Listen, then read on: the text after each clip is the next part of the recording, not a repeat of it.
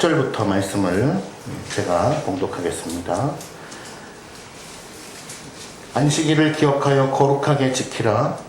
엿새 동안은 힘써 내 모든 일을 행할 것이나 일곱째 날은 내 하나님 여호와의 안식일인즉 너나 내 아들이나 내 딸이나 내 남종이나 내 여종이나 내 가축이나 내 문 안에 머무는 객이라도 아무 일도 하지 말라.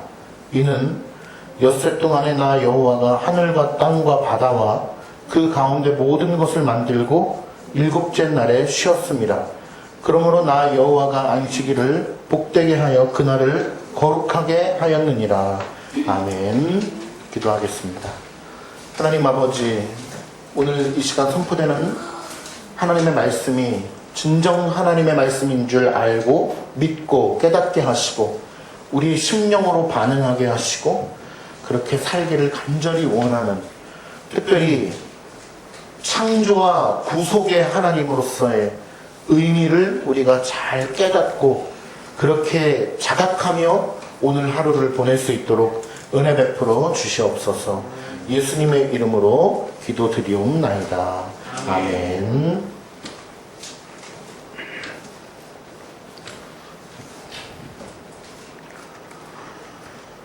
오늘 말씀의 제목은 코람데오의 정신으로 주일 성수하라 라는 제목으로 말씀을 전하겠습니다. 지지난주에는 제가 동일한 4계명을 가지고 하나님 말씀을 나눴는데 구약적 의미에서의 안식일을 말씀드렸습니다. 그래서 안식일의 의미와 구약에서의 의미를 생각해 보았고, 오늘은 신약 시대를 살아가고 있는 우리는 어떻게 살아야 될 것인가에 대해서 의미를 생각해 보도록 하겠습니다. 그런데 이렇게 제가 말씀드렸다고 해서 우리가 가끔 오해하시는 분들이 있는데, 성도님들 중에는 그러한 단어를 들어보기가 생소하실 수도 있지만 세대주의라고 하는 이단이 있습니다. 세대주의라고 하는 것은 무엇이냐 하면 성경을 관통하는 진리를 논하되 쪼개서 논하는 것입니다.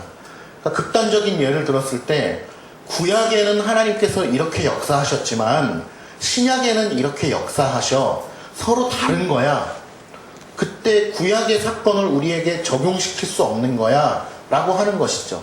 그러한 논리를 가지고 나아가다 보면 결국 어떻게 되냐면 10계명은 구약의 율법, 우리하고는 상관이 없는 거야. 왜 매주 10계명을 읽어야 하지? 그건 구약의 백성들에게 율법으로 주어진 거지 우리가 10계명을 지키는 것이 아니야 라고 하는 결론에까지 이르게 되는 것이거든요. 그러한 것들은 위험한 사상이다. 그래서 세대주의, 물론 그러한 논지를 가지고 있는 사람들은 자신들을 세대주의라고 부르지 않죠. 우리 정통 신학에서 바라볼 때 그러한 이단적인 사상을 가지고 있는 사람들을 바라보며 세대주의라고 이야기하는 것입니다. 하나님의 말씀과 교리는 영속성을 가지고 있습니다. 그래서 구약에서부터 신약, 주님 오시는 영원한 날까지 영속성을 가지고 계시기 때문에 하나님의 말씀은 변치 않으신다. 구약의 말씀과 신약의 말씀이 다르지 않습니다. 동일합니다. 그러한 관점을 우리가 좀 생각하면서 오늘 신약적인 의미에서의 우리가 안식일을 기억하고 한번 배워보도록 하겠습니다. 안식일을 바라보는 견해 중에는 이러한 것들이 있습니다. 잘 아시겠지만 교회 중에 조금 이상한 이단 같은 교회가 하나 있어요. 안식이라는 말이 들어간 교회 들어보셨습니까? 제7일 안식교회라고 하는 교회가 있습니다. 그런데 우리는 그 단어를 들었을 때는 딱 봐도 이상한 교회네, 이단이네 이렇게 얘기하지만 대부분의 많은 사람들이 전도되어서 그 교회를 들어가서 예배를 드리면 일반 정통교회랑 다른 것을 전혀 느끼지 못합니다. 만약에 교리로 훈련되어 있지 않은 사람들에게 그 제7일 안식교라고 하는 간판을 떼어난 상태에서 그 교회 가서 예배 드려보세요 라고 하면 전혀 우리 교회랑 다른 게 없습니다 라고 아마 이야기를 대부분이 하실 것입니다. 왜냐하면 생긴 게 똑같고 목사들도 비슷하고 똑같죠 사실은. 그리고 명칭도 똑같고 그리고 하는 찬송도 똑같고 보는 성경도 똑같고 기도도 똑같고 설교도 비슷하기 때문입니다. 그래서 우리가 교리에 대해서 무장되어 있지 않으면은 이단인지 아닌지를 구분을 못하는 것입니다. 그래서 교리가 중요한 것인데, 안식일을 바라보는 견해 중에 왜곡된 사상을 가지고 있는 사람들이 첫 번째는 유대교죠. 유대교는 그럴 수밖에 없는 것이 그리스도를 인정하지 않기 때문에, 그리스도의 속죄 자체를 인정하지 않기 때문에 여전히 안식일을 구약의 개념으로 지켜야 된다라고 얘기할 수밖에 없을 것입니다. 두 번째, 이와 좀 다르긴 하지만 조금 비슷한 경우가 안식교입니다. 안식교는 그리스도의 속죄는 인정해요. 그리스도께서 우리의 죄를 위하여 이 땅에 오셨고 십자가의 죽으심으로 말미암아 우리의 죄를 사해 주셨다라고 하는 것은 인정하지만 그것 이상의 어떠한 의미를 부여하지 않기 때문에 안식일은 여전히 주의 첫날로서 지켜야 된다라고, 마지막 날로서 지켜야 된다. 즉 창조의 하나님으로서의 안식일만 기억하는 거예요. 우리는 늘 유념해야 되는 것이 뭐냐 하면은, 하나님은 창조의 하나님이시요 구속의 하나님이시다라고 하는 것을 늘 염두해야 됩니다. 사도신경을 외울 때나 읽을 때나 공부할 때나 또 십계명을 우리가 암송하고 읽을 때나 창조주 하나님이심과 동시에 구속주 하나님이시다라고 하는 개념을 알아야 돼요. 이것을 두 개를 나누어서 생각할 수 없는 것입니다. 창조하셨던 하나님께서 지금도 이 세상 모든 만물을 다스리고 계시고, 동일선상에서 구속주를 보내주시고 우리에게 구속의 은혜를 허락해 주셨다. 우리는 그 안에서 삶을 누리고 있는 것이죠. 그래서 안식교는 속죄는 인정하지만 여전히 구약의 안식일의 개념을 가지고 있는 것입니다. 두 번째는 이러한 생각을 가지고 있는 분들이 있어요. 뭐냐면 쉽게 얘기하면 자유주의라고 볼 수가 있는데요. 그리스도께서 십자가에 죽으시고 부활하셨다. 우리의 죄를 사해 주신 거 다 인정한다. 그렇기 때문에 구약의 안식일의 개념은 갖다 버려야 된다라고 하는 것입니다. 안식일 자체가 필요가 없는 것이므로 이제 그리스도의 부활의 능력만을 가지고 살아야 되니까 자유하게 살아야 된다. 일요일에 교회당에 나와서 예배 드리는 거, 그거 율법이다. 그거 없애도 된다라고 하는 자유주의입니다. 그런 사람들의 특징이 뭐냐 하면, 심지어는 지금도 그런 교회가 많은데요. 특히 오늘날에 우리나라도 많습니다. 꼭 예배를 일요일날 드려야 됩니까? 일요일날 어디 가야 되니까, 가족 모임이 있으니까 토요일날 예배를 드리겠습니다. 목사님, 토요일도 예배를 좀 하나 개설해 주십시오.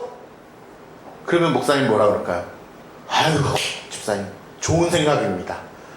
토요일도 우리 예배를 하나 개설해서 서비스를 확대합시다 라고 하는 그런 교회들이 많이 있다는 것입니다. 왜냐하면 주일, 안식일에 대한 개념이 전혀 없기 때문에, 잘못된 교리를 가지고 있기 때문에 토요일날 예배 드립시다. 우리 다 같이 이번에는 연휴가 있으니까 토요일에 예배 드립시다 라고 하는 교회들이 많다니까요. 지금도 보세요. 그럼 토요일날 예배 드려도 되면은 금요일은 될까요? 안 될까요? 금요일도 돼요. 자, 금요일날 밤에 예배 드리고 놀러가는 교회들이 많이 있습니다. 그것을 교회적으로 허용해주는 교회들이 상당 부분 있다니까요. 물론 장로교회는 많이는 없겠지만, 그것이 바로 잘못된 안식일의 개념을 가지고 있기 때문이다. 우리가 매주마다 읽고 암송하는 십계명, 사계명의 그 안식일을 기억하여 거룩히 지키라고 하는 하나님의 말씀에 대한 교리적 상황들을 올바르지 않게 받아들였기 때문에 그러한 자유로움이 열매 가운데 펼쳐지는 것이죠. 하나님의 어떤 의중을 손상시키는 것입니다. 하나님께서 안식일을 기억하여 거룩히 지키라라고 하신 말씀의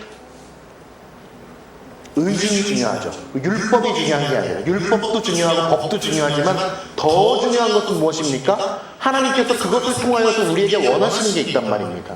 그 의중을 파악하는 게 중요한 거죠. 근데 그런 의중은 온데간데 없는 것이죠. 또 이런 분들이 있어요. 뭐 이런 것 저런 것들을 거부한 채로 그냥 유대인들이 안식일을 지키듯이 지키는 것입니다. 그래서 뭐 안식교랑 비슷할 수도 있고 유대교랑 비슷할 수도 있지만 짬뽕된 그런 사상을 가지고 있는 분들이 있습니다. 마지막으로 네 번째는 이렇게 안식일을 지키는 사람들이 있습니다. 예수 그리스도께서 십자가에서 죽으심으로 말미암아 속죄를 이루시고 부활하심으로 말미암아 그것이 주님의 안식일이 되었다. 즉 창조주 하나님으로서의 안식일도 맞지만 영속성을 가진 상태에서 속죄하신 그리스도의 안식일이 되었다라고 하는 것을 생각하는 것입니다. 그래서 구약적 율법주의적 안식일이 아니라 신약적 개념의 부활의 개념의 안식일, 주의 날로서의 개념의 안식일을 지키는 것이죠. 그래서 구약의 안식일의 그 개념이 영속성을 가지고 있지만 더 이어져서 신약적 의미에서 새롭게 해석하여서 우리가 그것을 주의 은혜 아래서 지켜야 된다라고 주장하는 사람들입니다. 약간 우리랑 비슷하죠? 네, 우리가 그렇게 아마 주장을 하는 것이죠. 이 네 번째 의미가 우리가 가지고 있는 의미랑 비슷할 것입니다. 중요한 것은 성부, 성자, 성령 삼위 하나님께서 구속사역을 계획하시고 이루어가시고 성취하시고 완성하신 그 구속사적 의미를 우리가 올바르게 잘 이해하고 그것을 받아들이고 그런 관점에서 안식일을 기억하여 거룩히 지켜야 되는 것입니다. 안식일을 기억하여 거룩히 지키라는 말들에 대한 것들을 오해하고 받아들여서 하는 행위 중에 하나가 뭐냐 하면 바로 주일날 아무것도 하면 안 된다. 마치 유대인들처럼 바리새인들처럼 사 먹으면 안 된다 라고 하는 것들, 어디에 가면 안 된다 라고 하는 율법으로 사람을 속박하려고 하는 것입니다. 그런 것들은 그러니까 안식일에 대한 의미를 잘못 받아들인 경우죠. 물론 동일한 행동을 하더라도 만약에 여러분 중에 한 분이 목사님, 성도님들, 저는 정말 주일을 거룩하게 지키기 위해서 가능하면 어디 가서 안 사 먹으려고 합니다 라고 하는 마음이 있다면 그것은 귀한 것입니다. 근데 그것이 법으로서 속박될 수 없다는 것입니다. 저는 주일날에는 가능하면, 평일날에는 우리 아이들을 데리고 뭐 롯데월드도 갈 수 있고 하지만 가능하면 주일날은 그런 데는 안 가려고 합니다 라고 하는 마음을 가지고 있으면 그건 귀한 거예요. 아름다운 믿음을 가지고 있는 거지 그것이 법으로서 적용될 수 없다는 것입니다. 그것이 법으로 적용되는 순간 어떠한 일이 발생되냐면 저 사람은 왜 저러지? 라고 하는 정죄의 화살로 나가게 되는 것입니다. 화살이 막 나가는 거예요.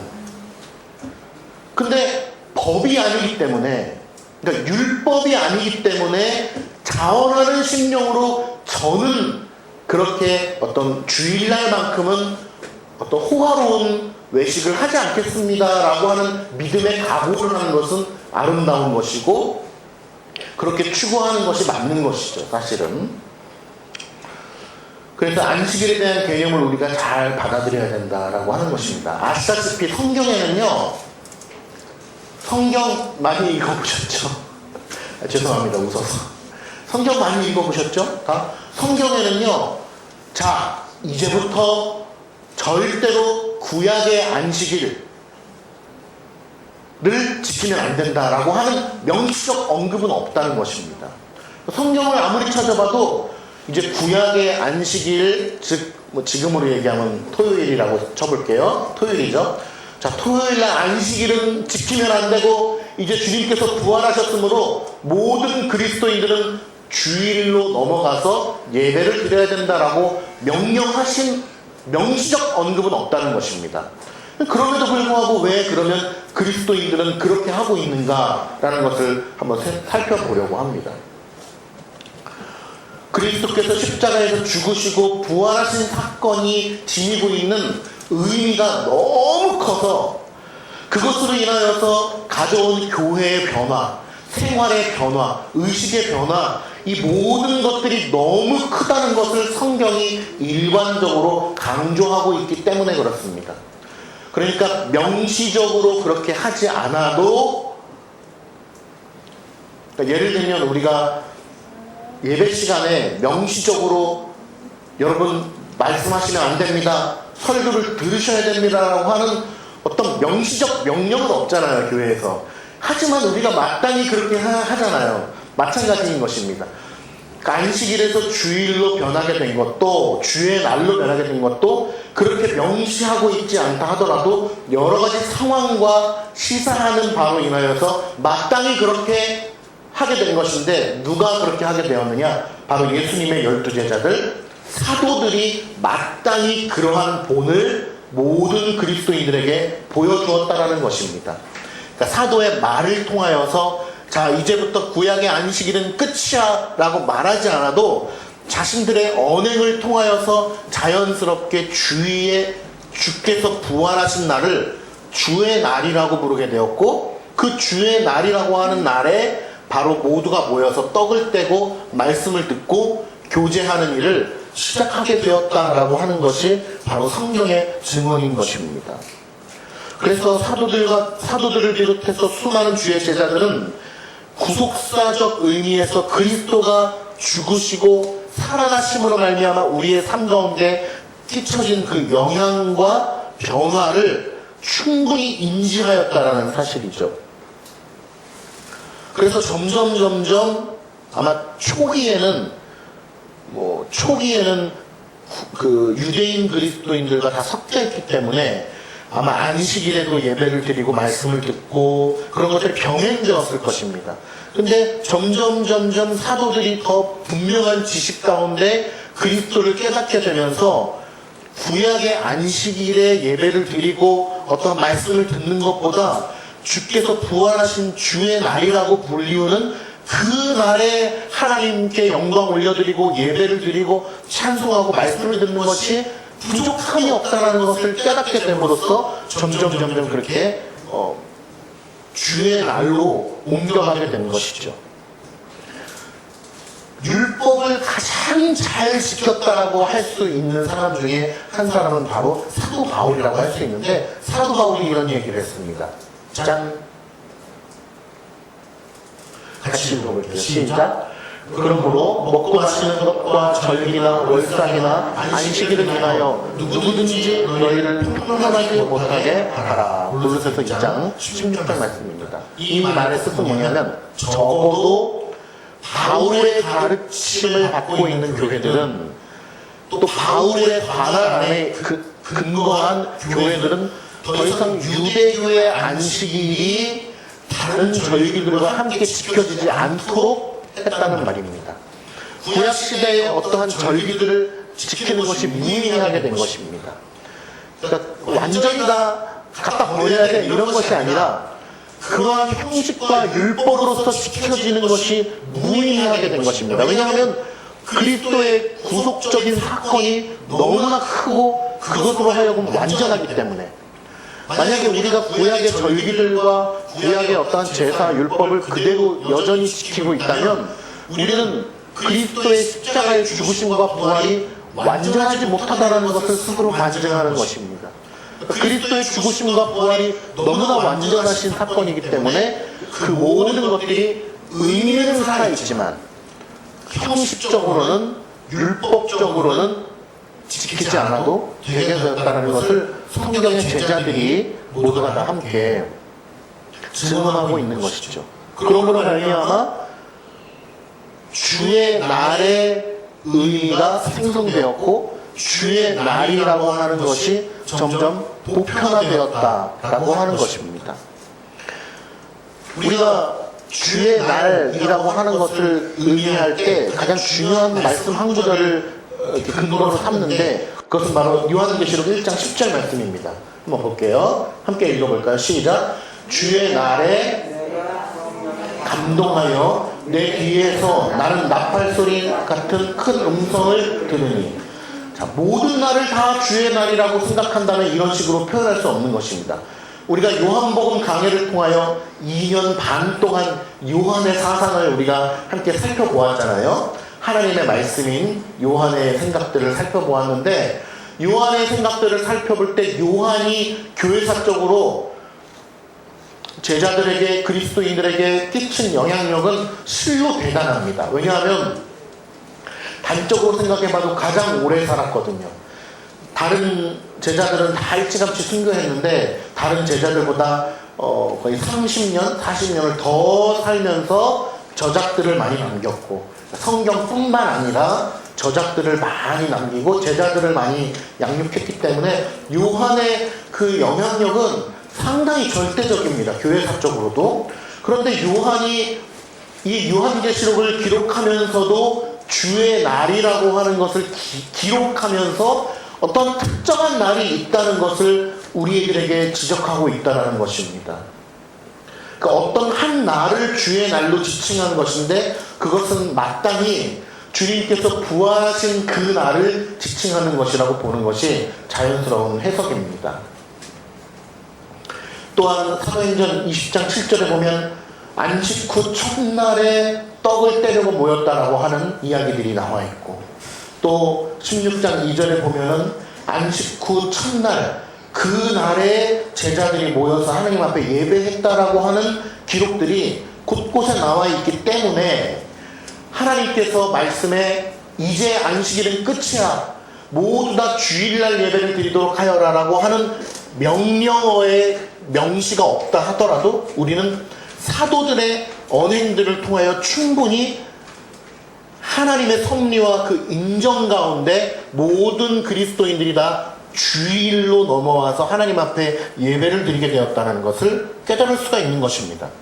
그래서 역사를 바라보면요, 하나님께서는 당신의 어떤 영광을 보존하시기 위하여 이 예배를 우리에게 허락해 주셨지만, 이 예배를 보존하기 위하여서 늘 주일을 보존해 주셨어요. 그러니까 주의 날, 그러니까 일요일이죠. 우리가 얘기하는 일요일을 보존해 주셨어요. 지금도 우리는 믿는 사람이나 믿지 않는 사람이나 일요일 날은 많은 사람들이 쉬잖아요. 그렇죠? 그것이 어떤 자연 질서의 법으로 고착화되었잖아요. 그것이 하나님의 법으로부터 출발된 법이라는 사실을 알고 계시죠? 어떤 대한민국만 그것을 정한 것이 아니라 온 세계가 그것을 다 지정하여서 그렇게 일요일은 쉬는 날로 정해져 있는데, 그 출발선이 어딥니까? 하나님의 법이에요. 하나님의 법으로, 물론 이제 교회사적으로 보면은 이따가도 뭐 잠깐 언급하려고 했는데, 뭐 기독교를 공인한 콘스탄틴 대제 같은 경우가 이제 로마가 전 세계를 다 지배할 때 이미 일요일은 무조건 쉬는 날이다. 왜? 예배를 드려야 되니까. 쉬어야 된다라고 하는 칙령을 내려서 그러한 나라의 법들을 만들었다는 것입니다. 그러한 것들이 역사적으로 이루어 오면서 뭐 청교도들을 통하여서 수많은 믿는 사람들을 통해서 또 현재 또 미국을 통하여 영국을 통하여 그러한 문화와 법들이 이 세상 가운데 자리 잡게 되었는데, 그것들의 근원은 바로 하나님의 법이다. 그래서 지금은 우리가 총칼을 들고서 누군가가 핍박을 하면서 주일날 예배 드리면은 죽여버릴 거야 라고 하는 핍박은 없지만, 그런 핍박이 대한민국에서 통하지도 않겠지만 어떠한 유혹으로 우리를 계속해서 예배를 드리지 못하게끔 끌어냅니까? 여러 가지가 있을 수 있겠죠. 문화, 돈, 관계. 예를 들면 많잖아요. 가지 않으면 그런 자리가 안 되는 자리가 있을 수 있잖아요. 그것으로 인하여 우리를 유혹하기도 하고, 주일날 매출이 월요일부터 토요일까지 비교할 수 없을 만큼 상당히 높다면 그 유혹도 포기하기가 힘들 것입니다. 또 뭐 여러 가지가 있을 수 있겠죠. 그러한 문화적, 사상적, 경제적 도구로서 우리의 예배를 끝없이 방해하려고 하는 것이 바로 사탄의 움직임이라는 것이죠. 저는 그러한 유혹을 여러분들이 잘 이겨낼 수 있기를 간절히 축원합니다. 그래서 하나님은 역사 속에서 끊임없이 이 주의 날을, 일요일을 보존해 주시고자 우리에게 은혜를 베풀어 주셨다는 것입니다. 심지어는 북한에서도 그렇죠. 만약에 독재국가, 뭐 중국, 어떤 북한 이런 나라면은 우리나라는 일요일 그런 거 없어. 무조건 월화수목금토일 365일 일해야 돼 이럴 수도 있는데 하루는 쉬게 한다는 것입니다. 하나님의 일반 은총 가운데 그런 것들이 허용해 주신 줄 믿습니다. 이렇게 안식 후 첫날을 그리스도인들은 뭐라고 불렀다고요? 어떤 날이다? 주의 날이다 라고 불렀다. 우리는 그것을 한자로 주일이다, 주일이라고 우리는 부르는 것입니다. 주의 날이다. 그런데 중요한 것은 이 날을 다른 날과 구별하기 시작했다는 것입니다. 아까 전에 초두에 말씀드렸는데요, 이런 사람들이 있다고 그랬죠? 꼭 주일날 예배 드려야 됩니까? 바쁜 일 있으니까 목사님 이번 주에는 우리 토요일날 모여서 예배 드려요. 토요일도 바쁜 일 있으니까 금요일날 모여서 예배 드려요. 아니야, 금토일 놀러가게 그냥 목요일날 예배 드려요. 이러한 사람들이 있다 그랬죠?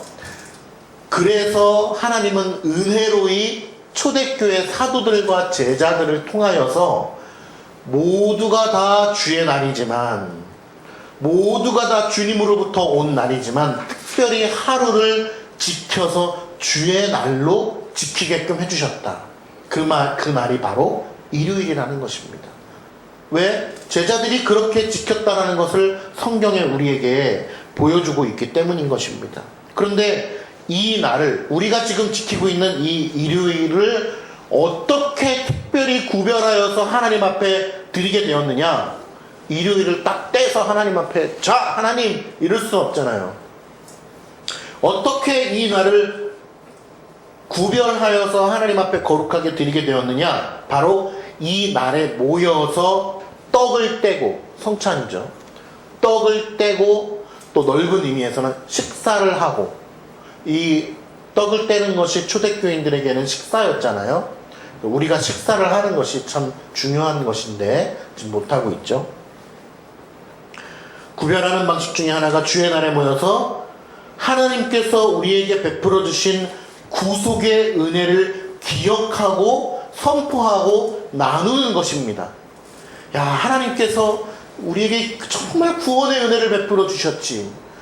그러므로 여러분, 구속받은 백성들은 주일날 함께 공동체가 모여서 그냥 아파트 값이 올랐네, 떨어졌네, 이러한 이야기를 하는 것이 아니라 하나님께서 베풀어 주신 구속의 은혜에 대하여 나누게 된다는 것입니다. 나누지 않으려고 해도 그 얘기밖에 할 게 없어요. 왜냐하면 구원의 은혜가 너무 크니까. 내 삶 속에서 하나님께서 어떠한 은혜를 베풀어 주셨는가.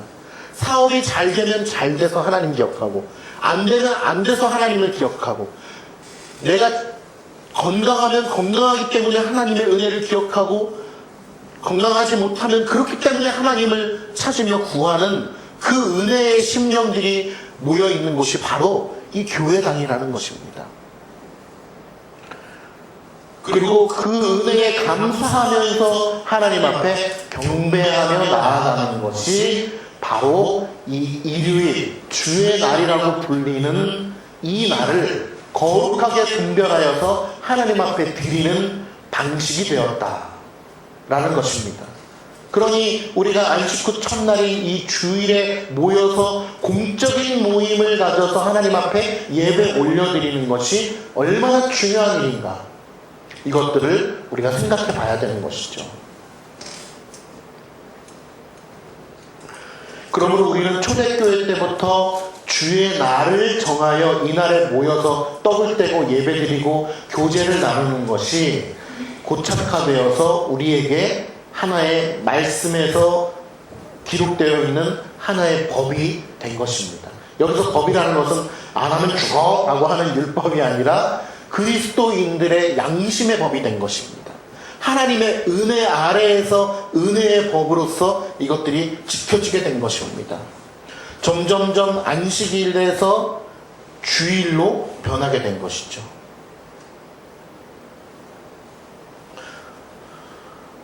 그래서 사도들과 사도들에 의해서 관할되는 교회는 더 이상 유대인들이 지키는 그 안식일이 의미가 없다라는 것을 깨닫게 되고 전부 다 주일로 옮겨오게 된 것이 바로 주일의 배경에 대해서 제가 지금 설명을 드리고 있는 것입니다.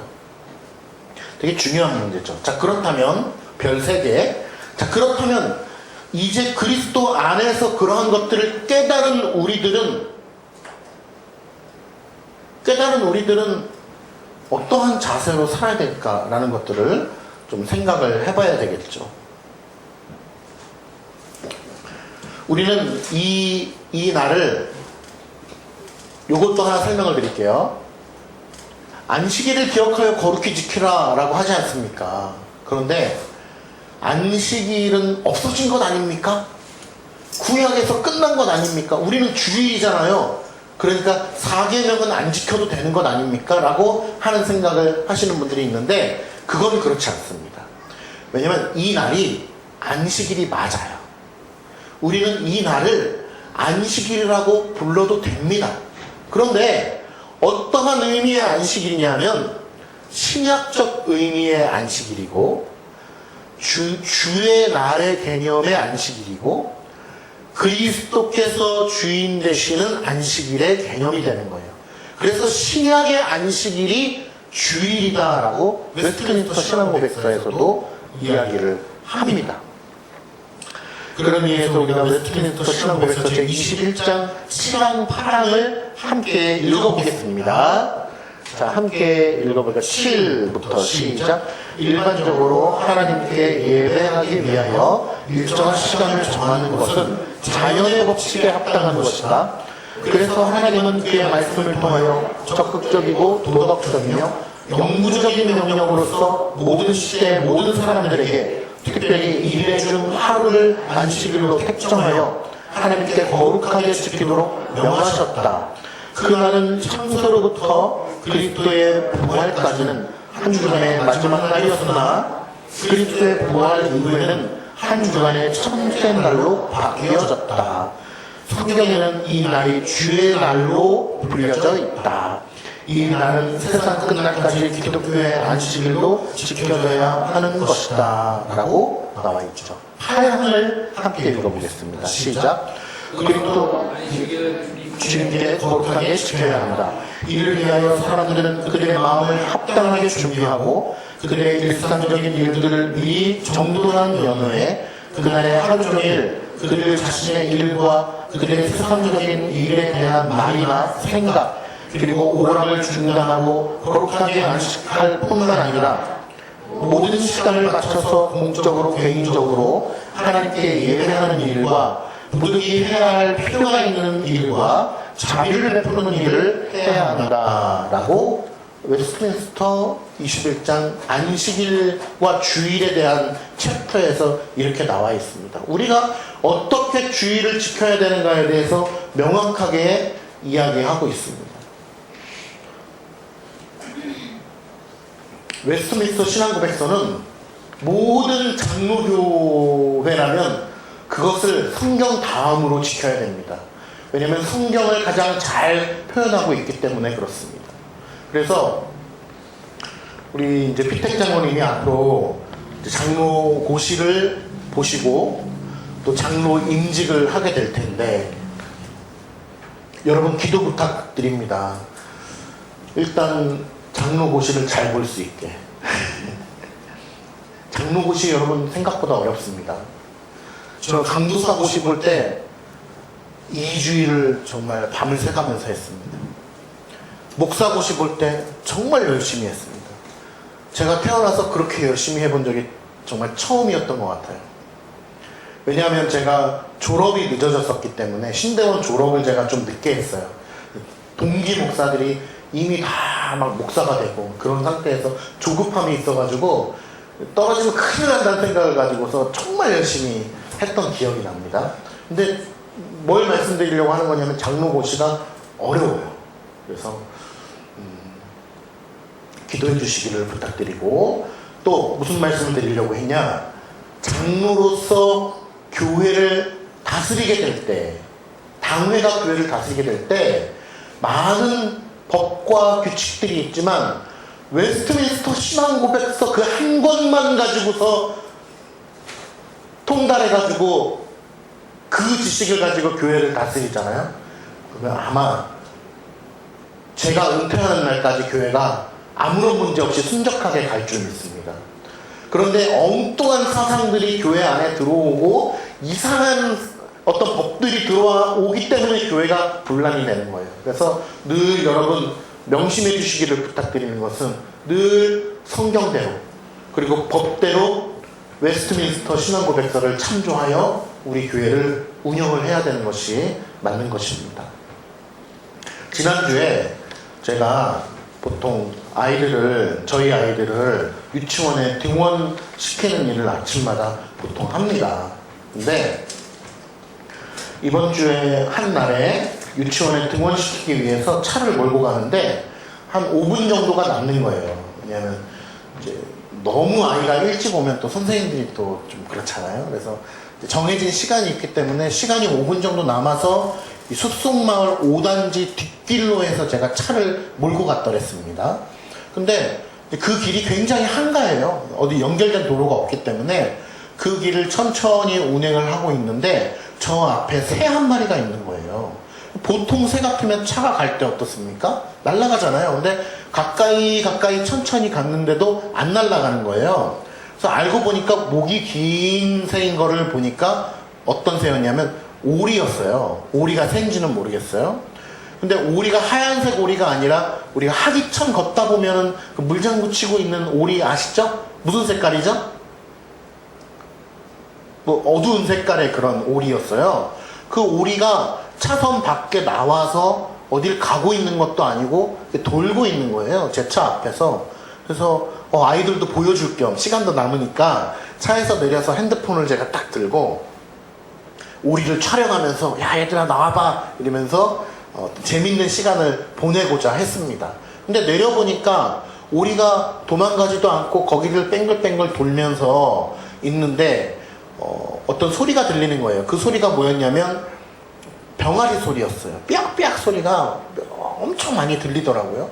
삐약삐약 소리가 들리는 순간 새끼들인가 보다 직감을 하고서 새끼들이 어디 있나 찾아보니까 바로 제가 밟고 있던 그 하수구 밑에 오리 새끼 8마리가 삐약삐약 되면서 그 하수구 밑에 빠져 있는 거예요. 그래서 상황을 보니까 딱 직감적으로 어떻습니까? 오리가 새끼들을 데리고서 걸어가다가 엄마는 손이 크니까 그 하수구 밑으로 안 빠진 것 같은데 새끼들이 그 하수구 밑으로 전부 다 빠졌다라고 하는 직감이 들더라고요. 이게 뭐 팩트인지 아닌지는 모르겠어요. 아무튼 제 생각에는 그랬습니다. 그래서 안타까운 마음에 이 오리들을 어떻게 구해줄 수 있을까라는 생각을 하게 되었는데 하수구를 이렇게 손으로 끄집어내 보니까 안 되더라고요. 그리고 끄집어낸다 하더라도 너무 한 2m 가까이 되는 그 밑에, 그러니까 제가 들어갈 수 없을 정도의 그런 깊이 있는 곳에 새끼들이 빠져 있었습니다. 그래서 어떻게 구해줄까 주변을 살펴보았지만은 방법이 없더라고요. 그래서 일단은 고민을 많이 했어요. 그래서 이리저리 전화를 했는데 문제는 아직 출근 시간이 안 돼가지고 전화를 안 받더라고요. 일단은 아이들을 등원을 시켜야 되겠다라고 생각을 하고 아이들을 등원시켜 놓고 제가 한 20-30분이 지나서 다시 그 자리에 와서 보니까 여전히 그 오리가 차도를 돌아다니고 있고 새끼들은 그 밑에 있는 거예요. 어떤 상황인지 직감이 되실 거예요. 그래서 제가 거기서 고민을 했습니다. 저는 원래 자연 환경의 질서에 관대한 사람이에요, 원래. 그런데 하수구에 빠진 거는 인간이 만들어 놓은 곳에 빠진 거잖아요. 그래서 제가 그 차 안에서 너무 무서워가지고 차 안에서 고민을 하게 되었습니다. 이것을 내가 어떻게 해야 될 것인가 라는 고민을 하면서 제가 그냥 아무도 보는 사람이 없어요. 한적한 곳이기 때문에 그냥 가버리기에는 너무 양심의 가책을 느끼는 것 같은 거예요. 그래서 제가 양심의 가책을 느껴서 전화를 하기 시작했습니다. 9시가 넘었기 때문에 첫 번째는 파출소에다가 전화를 걸었더니 결론은 못 온다.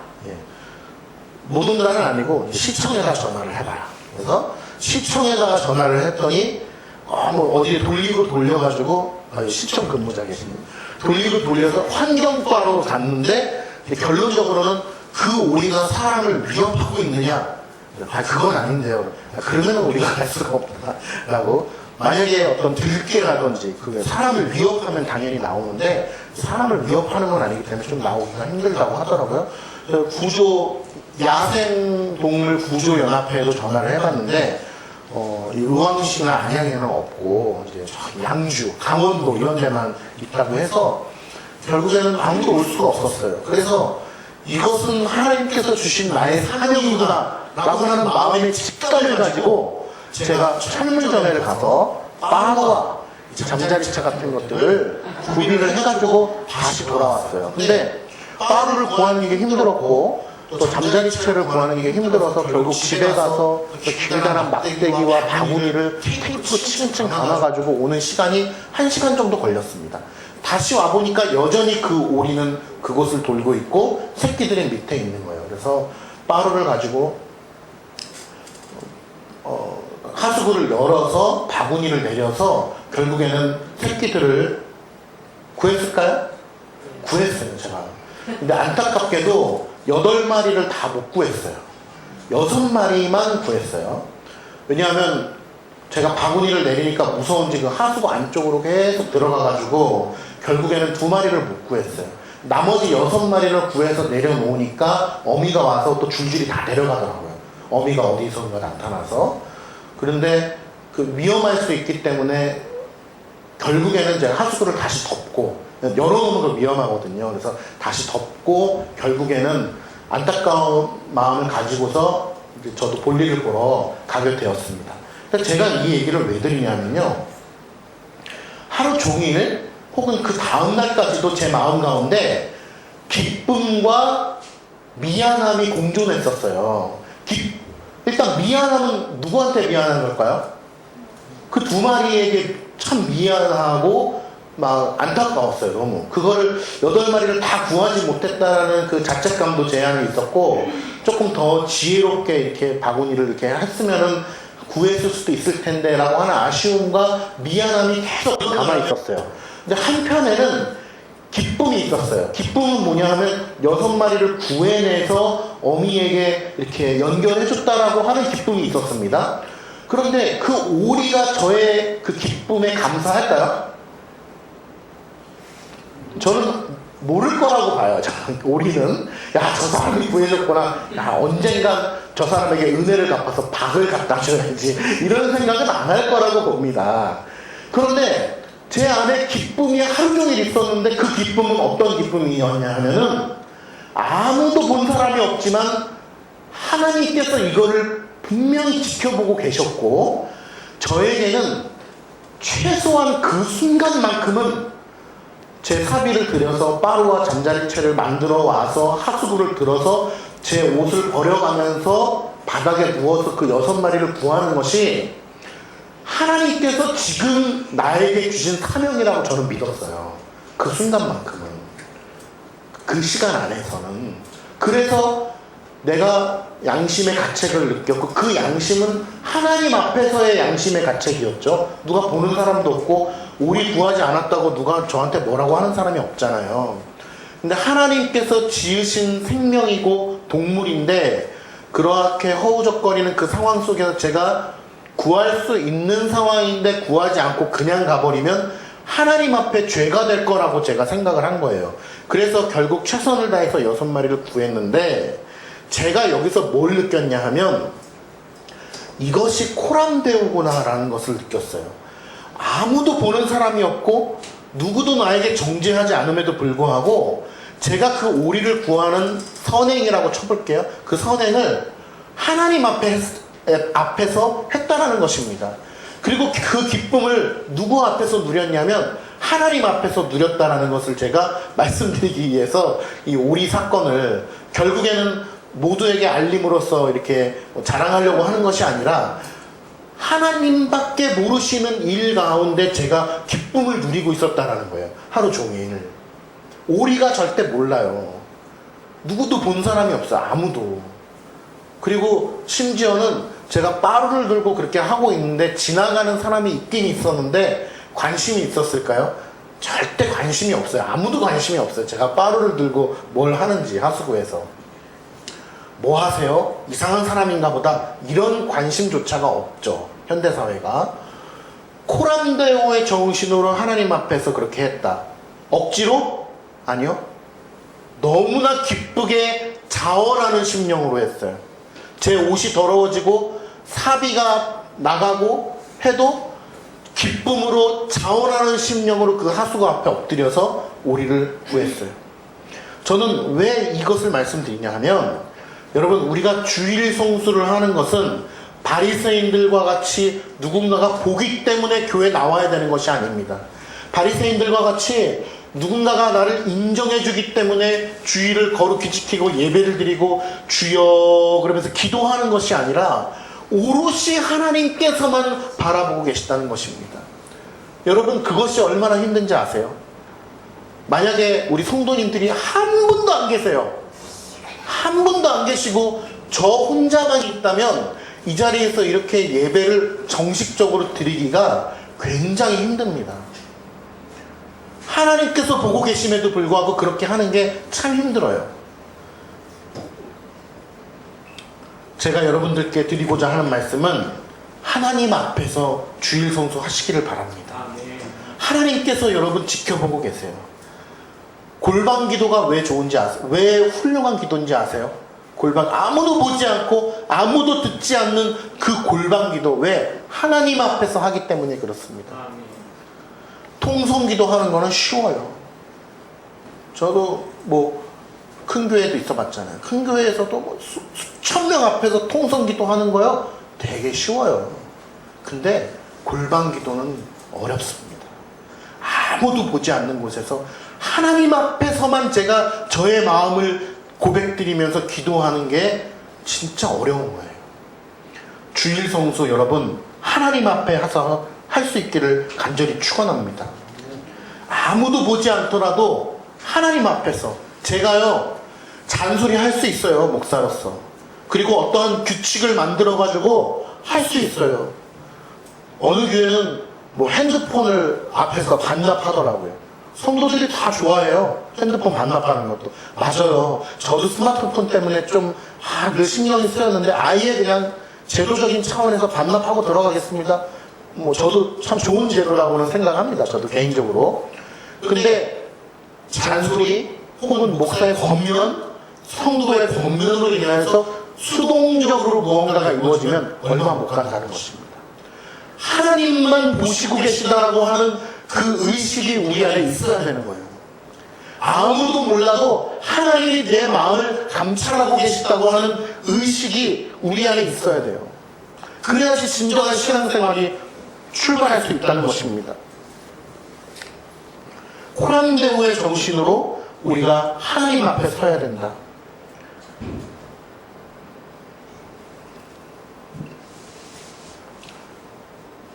아이를 길러보니까 저는 원래 기념일 같은 거에 별로 이렇게 중요시 여기지 않는 그런 성격을 가지고 있습니다. 좋은 성격인지 나쁜 성격인지는 모르겠어요.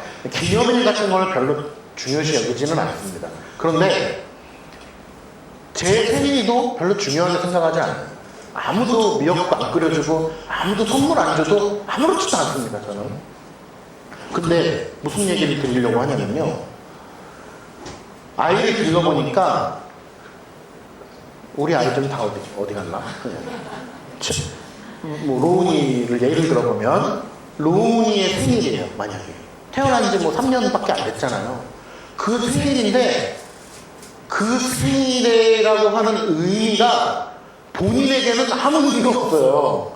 자기가 태어난 걸 보기를 했어, 어떻게 낳는지를 알아, 몰라.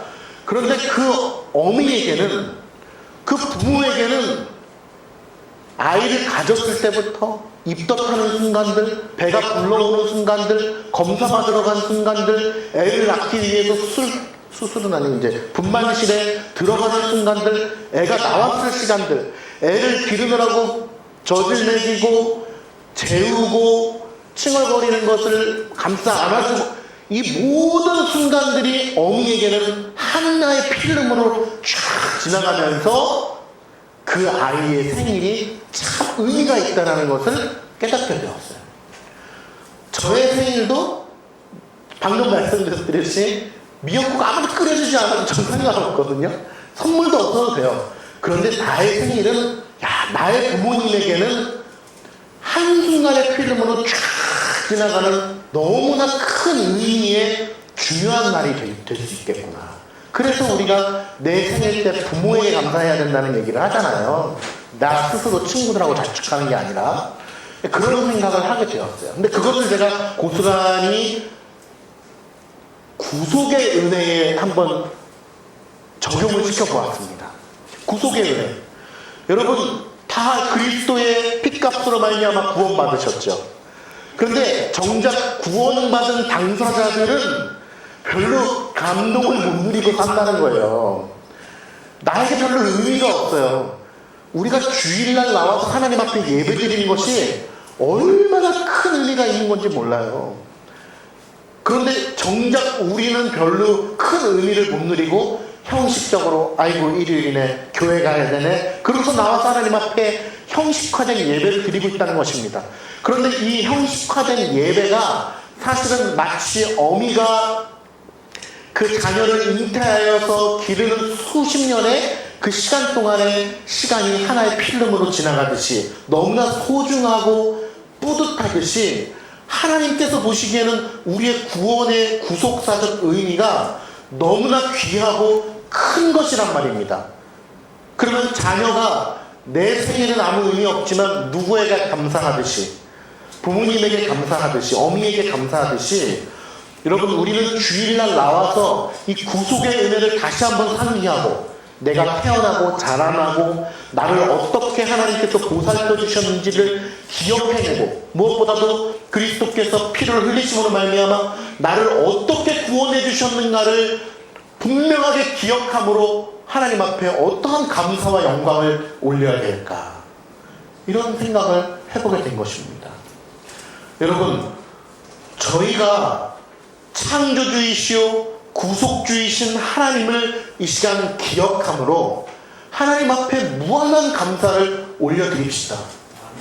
우리는 너무나 죄된 사람이라서 마치 자녀가 자기가 태어나고 자란 것에 대해서는 아무것도 아닌 것처럼 여기지만 그 부모에게는 한순간 한순간이 의미가 있는 것처럼, 우리가 죄된 사람들이기 때문에 내가 어떻게 하나님 앞에 건짐을 받았고, 종되었던 애굽 땅에서 건짐을 받았고, 어떻게 구원의 은혜를 받았는지에 대해서 다 기억을 해내야 하지만 못하더라도 오늘 선포되는 이 하나님의 말씀을 통하여서 우리가 그러면 안 되겠구나. 우리가 정말 우리를 구원해 주신 창조주 하나님이시오 구속주 하나님께, 삼위 하나님께 무한한 영광과 감사를 올려드리는 것이 마땅하겠구나라고 하는 의식을 가지고 우리가 하나님 앞에 나아가고 주일 성수를 할 수 있는 믿음의 사람들이 되기를 간절히 축원합니다. 기도하겠습니다.